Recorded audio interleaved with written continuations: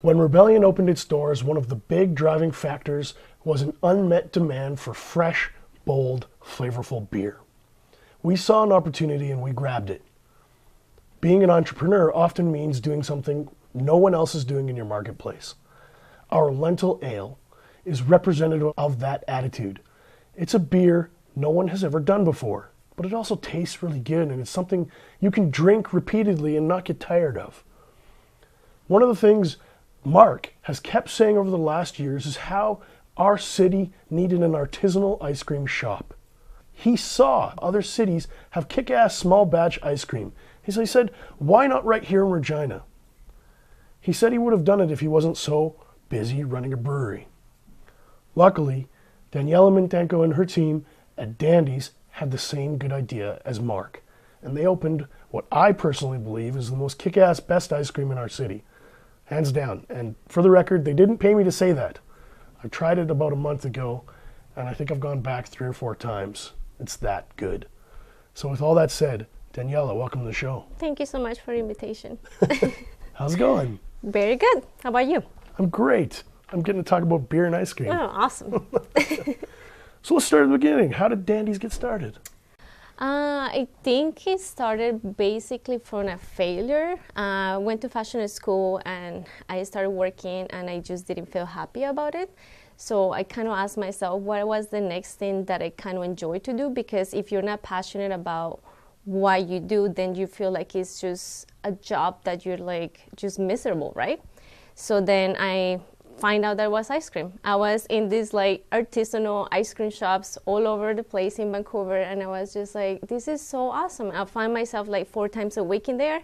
So then I started reading on like, how did you actually make ice cream? The ice cream that we taste in there, it was just so amazing compared to the one that you get in the grocery store. So then I realized that that was something that I kind of wanted to learn, and I signed up for the Ice Cream 101 at Penn State University. And they kind of teach you the basics of ice cream making. And then I start kind of like making small batches in my house and playing with like local ingredients, playing with like new different kind of textures. And I just made the decision. I was like, this is something that I wanted to do. And that was right here in Regina? You just said, hey, let's do it? Basically, we used to live in Regina with my husband. He went to Vancouver for school. So we were there for like 3 years, but we were coming back. So I was asking myself, what did I want to do? So I was like, ice cream is such a good opportunity to bring to the city of Regina, because again, you guys don't have anything similar, so yeah. Unmet demand. Yeah. So when people come into Dandy's, what do you want them to feel and expect? When you go to Dandy's, I want it to be like a very clean, sharp place where you see kind of like the creativity behind it. We also have like an open kitchen concept, so you can see like how is the process of ice cream making. So that's kind of wanted to show the people of Regina like high quality ingredients. How do you actually make this ice cream? Like, it's so nice to see our customers come in and sit around like the kitchen. And we have this open like kind of kitchen table, and it's like a glass, so people can see like when you're churning the ice cream and you're like pinting it, so there is like a value for your product. So that's kind of what I wanted them to show. Last time I went in with my little guy, he's 3, we put him up on the swivel seat. Okay. And he could see them making the waffle cones, and it like mesmerized him. Exactly. So that was all intentional. Yeah, no, it's exactly, because I feel like if you don't see how your product is made, you don't understand like how valuable it is. You know, like our ice cream is not $2 like it would be in McDonald's, but there is a lot of hard work that is put through these homemade ice cream. You know, like I focus on putting a lot of inclusions in the ice cream, so things like honeycomb candy, brownies, and we have like 12 signature flavors and 4 to 6 that are seasonal. So there is always creativity happening every month, and it's like, what kind of things are we gonna do this month? All this is like participation from our team, and then to make it happen, it takes a lot of like testing, a lot of work, you know, long hours trying to make this happen. So when you see it, then you see the value of it. So what's like your signature favorite ice cream right now? Well, For the city of Regina, I think is the coconut ash honeycomb. The black ice cream is so popular, like that's our best seller. And it also kind of represents the color of our logo. If you can see, it's like the gold and black. But my favorite would be the blueberry pie crumb. From Colombia, so we love fruits in there, and we don't have blueberries in South America. So when I moved, I grew up in the States. So when I moved to the States, the first thing that I saw actually went to Walmart for the first time, and I saw these like blueberries, and I was like, what is that? Like, I never seen it, and it's just something that I'm like very passionate about. And blueberries are like one of the best fruits. I know, they're so perfect, so. That and papaya. Papaya is my favorite. Oh, I like mangoes. Mangoes are good too. Yeah, so mango ice cream coming this summer, so. Mango ice cream? Yeah. Deadly. I had the honeycomb ash, Yeah. but because it's lactose free. Exactly. So that was huge for me because I can't have ice cream Oh. unless it's lactose free. So I was like, oh, well, I guess we'll go to this ice cream shop. I can't eat anything. And then I saw you had options. Yes. So what was behind your decision to make some vegan options? So I don't have any allergies. I didn't have any friends that had any allergies or anything, but after I did my ice cream 101, I realized that I needed some training on baking in general and understanding food just in general. So I put myself through culinary school. So I did culinary and pastry in Vancouver, and it's just, they kind of were teaching you all these like dietary restrictions and how just because I don't have these problems doesn't mean that you shouldn't be providing these options for other people, you know? So we try to do like gluten-free and dairy-free options. I noticed you have gluten-free, is it cones? Yes, right now we purchase them, but it's really hard because they come from like a certified like factory from the States, so just kind of bringing them over is a little bit difficult. We are working in a way to make them in our shop, but it's still like you cannot do like gluten-free. It's kind of more like a gluten-friendly, but just again trying to give those options, I mean, as much as I can. Well, it meant a lot to me because I walked in, I'm like, oh my God, I can actually eat it. And then I taste it, and I'm like, oh man, this is actually really good. Yeah, it doesn't feel, I mean, I feel like it's creamy enough that gives you that like ice cream taste, you know? And honestly, sometimes I feel like the vegan flavors give a better like product than the milk ones. Like a more balanced? I don't know why, but sometimes when I'm churning the ice cream, some flavors tend to make more ice cream than others. And the coconut ones, I feel like they puff a lot, maybe because there is a high content fat. It's 12%, all my ice cream had 12% fat. But it's like, it's just, the creaminess of it is amazing. So, yeah. What should people be looking for over the next kind of month? Summer, I more like fruity. I definitely want to play with beer. That's something, right now you guys have a mango sour beer, and we tried and it was delicious. So that's something that I just kind of want to introduce, because we try to do seasonal things, and at the same time it kind of doesn't matter because it's not like you grow out the mangoes in Regina. Yeah. But you kind of expect that fruity, kind of those flavors in the summertime, because it's just the heat affects the way that you consume ice cream. So you don't want to get such a rich flavor, because that's not what you crave, right? So, yeah. Before we get too far into beer ice cream, why don't we drink some beer for the podcast? That sounds good. Cheers. That's really good. So today's beer is our brand new, as yet unreleased for this recording, the Cerveza. So the idea behind this beer was we wanted a nice, light, easy summer drinker. That's exactly what it is. We want it to be crushable, lime, a little bit of salt. You might get the salt character. Oh my God, that would be so good. I can say this in like a sorbet. Just be like very refreshing. You'd put this one in a beer? Oh yeah, Or, I mean, in an ice cream? Yes, you can. It's just make it, you can do like a sherbet, which is like a mixture of milk and water, or like a juice concentrate, and then you can do just a sorbet, which would be this, and like juice. In that case, like you tasting the salt and the lime, it's like that perfect flavor. Would you recommend this to a friend, this kind of beer? Definitely. This is like, I would recommend this to my mom. She would love it. So perfect. I feel like I'm in a vacation. That's the hope. That's the goal. We want you to feel like you're sitting on the beach enjoying a tasty beer. Perfect. Well, I'm glad you feel that way. What's really fun with this was we sourced a bunch of zested lime. So there's no syrups, there's no artificial flavors. It's all lime. That's exactly what we strive for too. It's like natural flavors, and it really makes a huge difference in your product. I feel like it's catching up. A lot of business are kind of doing the same thing, and it's good because like even if you pay for a little bit more, it's like you have quality of ingredients, you know.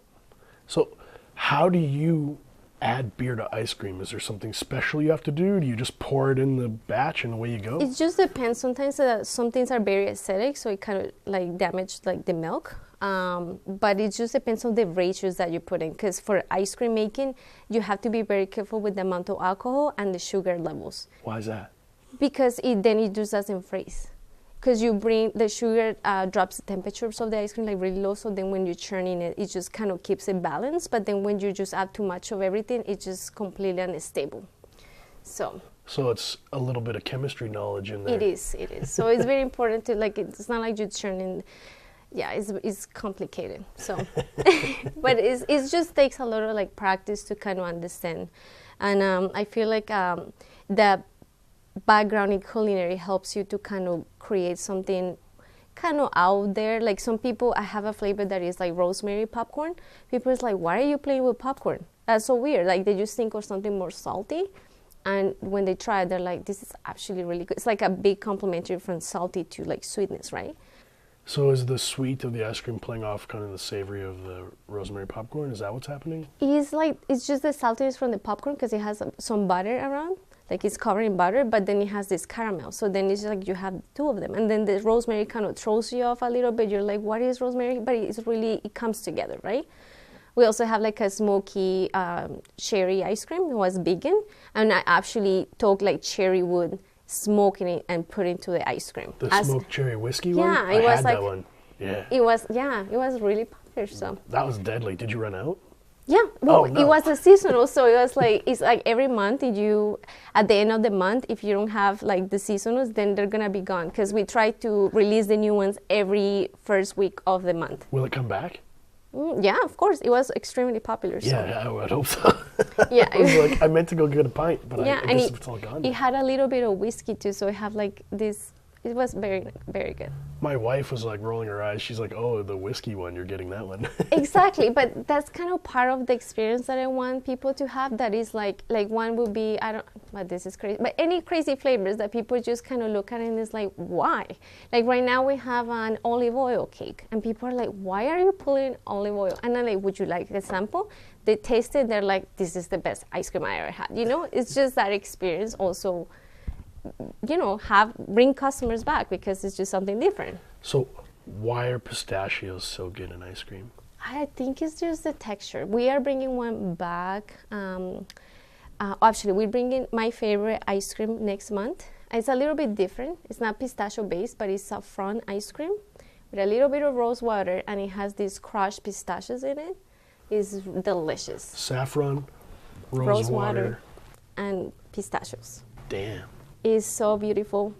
It has like, I'm gonna put like this dehydrated roses in it, so it's like the most beautiful looking ice cream that you probably have. But we want to do like 100% pistachio. Is coming. I know it's very popular. People in Regina love pistachio.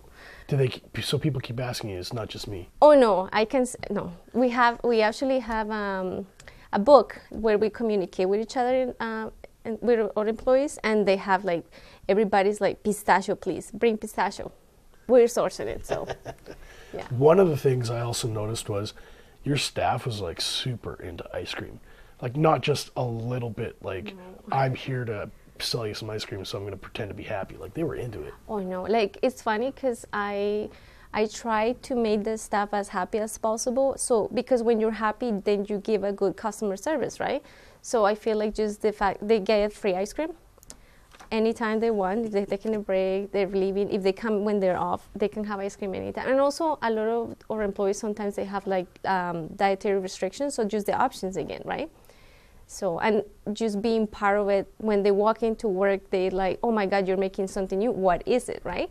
It's just being part somehow of that process is just encouraging. One of the things I really liked was you also serve Caliber coffee, which is like my favorite coffee, and they're locally roasted. Exactly. So it's like, I could support local ice cream and local coffee at the same place. No, everything we try to make everything as local, like sourced locally. Right now we have like a flower supply that is from locally. Over the hills for sure, overberries come from them. Caliber. From Over the Hill Orchards in Lumsden? Yeah. That's where we get our cherries from. Exactly. So it's just really nice. Deadly. What's your favorite ice cream story so far? I'm sure you've got a few. I don't know if I have one, but it's funny to sometimes see people coming in and they just want like very artificial flavors. Like what? Bubble gum, or like, I mean, there is ways to make bubble gum more like natural, but or just ask for like a very plain chocolate. We have a customer that comes very often. He's like, when are you gonna make the plain classic chocolate? And I'm like, the funny thing is that I want it to be something different, right? So that person doesn't, because I'm like, we have the triple chocolate fudge, but he's like, I hate brownies, and I'm like, who loves chocolate but doesn't like brownies? It's just weird. I didn't know there was a distinction. I know. So, and I don't know. I kind of want to just churn like a little batch of like chocolate, and next time this guy comes, just like, here is your chocolate. But that's the only one. Everybody overall is really happy. We try to provide really good customer service, so I feel like we have no complaints about that. People love our customer service. The guys, they're kind of high school, university students. They're really happy overall, so it's a really nice atmosphere too. Well, I think it's kudos to you and your team, because every time I've gone in, it's been a great experience. Yeah, I'm glad. So, thanks for coming on the show today. Yeah, thank you so much. Appreciate it. Rebels, thank you for tuning in this week. As you know, we're now in the second season of the podcast, and we're working hard to grow organically by word of mouth.